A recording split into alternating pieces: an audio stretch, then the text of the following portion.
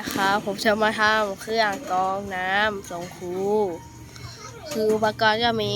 สำลีฝาคนน้ำที่เจาะไม่ค่อยดีเท่าไหร่ขวดแบ่งครึ่งซึ่งด้านนี้จะเป็นเครื่องกรองน้ำนะครับอีกด้านนี้เป็นตัวรองแต่ผมเอาไปใส่ของฝั่งย้อนเย้งวิธีการทำก็คือจะทำอันไหนก่อนก็ได้นะครับเพราะว่ามันก็กรองเหมือนกันมันก็กรองได้เหมือนกันแต่ว่าผมจะทำอย่างนี้นะครับมันจะได้ไม่เปลืองสำลี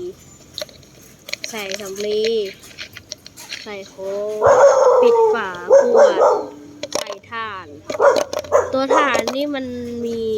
เหมือนสามารถดูดสิ่งสกปรกได้นะครับแล้วก็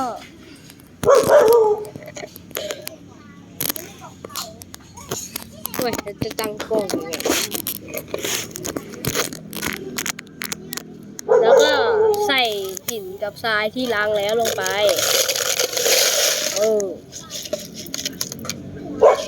เสร็จแล้วได้เครื่องกรองน้ำเดี๋ยวผม